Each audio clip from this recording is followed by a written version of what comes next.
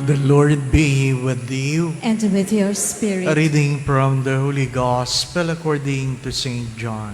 Glory to you, O Lord.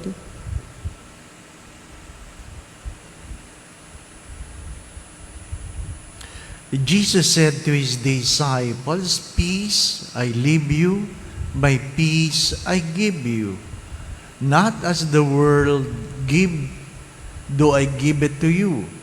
Do not let your hearts be troubled or afraid. You heard me, I tell you, I am going away and I will come back to you. If you love me, you would rejoice that I am going to the Father, for the Father is greater than I. And now I have told you this before it happens, so that when it happens, you may believe. I will no longer speak much with you, for the ruler of the world is coming. He has no power over me, but the world must know that I love the Father, and that I do just as the Father has commanded me."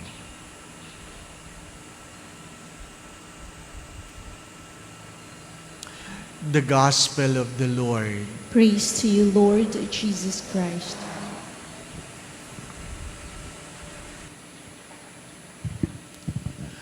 I was talking to a father whose son is a Jesuit volunteer in Colyon. And after 1 year, they saw their son lost 40 pounds. 40 pounds. That is almost 20 kilos. Ano pa? Since my stroke, I lost 16 kilos. Ano pa? So, alam ko kung ano itsura nun. Ano pa? And while I was listening, nasa isip ko, sana magpari yan, magpari. Ano po? The way he endure, sana magpari. Kasi yung ang daming seminarista ngayon na konting hirap lang, lumalabas na kaagad. Ano po? Paano pag naging pari pa yan? But upon knowing the experience, you have to ask two questions. Was it suffering or sacrifice? Was it suffering or sacrifice? And if you look at the definition, the difference between suffering and sacrifice is a deliberate choice. Sacrifice is a deliberate choice. Suffering is a consequence of your choices. That is not deliberate. That is not deliberate. Ano pa? Kung kayo ay nahihirapan dahil talagang pinili nyo yan, dahil mayroon kayong gustong maabot, marating, then that is part of the sacrifice. Pero yung kayo ay may ginagawa na hindi nyo naman ginugusto yung nangyayari sa inyo, suffering yun. Ano ba, ano? Para mas maintindihan ninyo, pag kayo nag-asawa, at mabuti yung napangasawa mo, ang tawag sa iyo, you are complete. Ano po? You are complete. Pero pag mali yung napangasawa mo, ang tawag sa iyo ay finish. So, magkaiba po yun. Ano po? Magkaiba. The first reading speaks of that.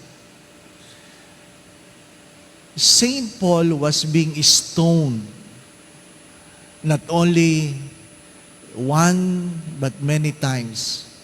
Meron siya mga kwento na nagkaroon ng shipwreck. He was stoned. He was what? Flagellated. Name it. Those were not sufferings. As Saint Paul have said, they are part of sacrifice because we want to enter the kingdom of heaven. we want to enter the kingdom of heaven. My dear friends, my brothers and sisters, heaven is not free. You have to pay a price for it. You have to understand, even success is not free. You have to pay a price for it. And many times you have said this, there is nothing free in this world. There is nothing free. Yung halimbawa, kumain ka, tapos sasabihin sa iyo, ay Father, bayad na po. Bayad na po yung kinain nyo. Sino po nagbayad? Yun po. Ano po? Ha? Hindi yun free. Merong nagbayad. Merong nagbayad. Walang libre. Yung feeling nyo lang na libre kayo kasi hindi kayo nagbayad, pero may nagbayad. May nagbayad. There is nothing free. There is nothing free. You have to understand that if you want to achieve something, you need to pay a price. Saint Paul paid a price. Paid the price. What is the gospel trying to tell us? Peace and joy. Peace and joy. Ang sabi doon, God is giving you peace that the world cannot give. How can you have peace with God? When you put yourselves right with God. Masaya ba yung buhay? Hindi. It's not about being happy. It is not about being abundant. It's not being successful. The peace that you receive from Christ is a product of your obedience. A choice that can be a sacrifice. A sacrifice. Di po ba? Minsan, bumibili ako ng gamot sa Mercury. Yung nauna sa akin, sabi niya, pabili nga po nung sachet na nakakapayat. Nakakapayat daw, ano po. Medyo malaki nga naman yung babae, ano. Sabi ko, meron pala sachet nakakapayat. Ano po. Tapos, sabi, tinitingnan ko, interesado din ako, ano po, na kung ano ba yan. Ano, baka makakatulong doon sa iba. Di po ba, ano? Makakatulong. Ha? How we wish, sabi nung isa, how we wish. Sana ang taba na do-donate din. Hindi po ba, ano? Hindi. Ay di, nung nag-uusap sila, paano po ito ginagamit? Gano po yan, ilalagay nyo sa tubig, hayaan nyo magganyan, magse-settle down, then you drink it after few minutes before every meal. Tapos yun na po, opo. Tapos syempre po, dadagdagan nyo ng exercise. Sabi ng babae, may exercise pa rin. Ang gusto natin, instant eh. Instant. Walang instant success.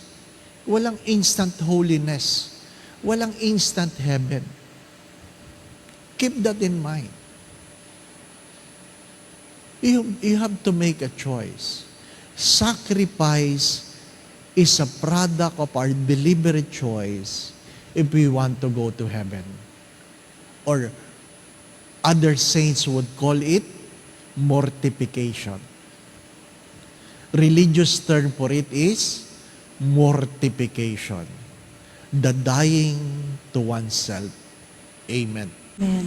Magpapaalam lang po ako.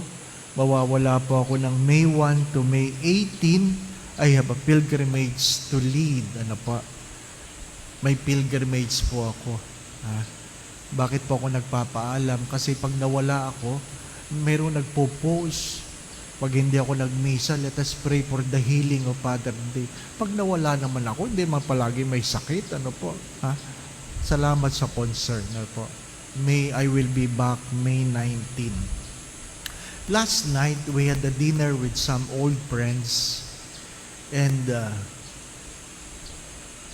somebody paid for the dinner. It was not free.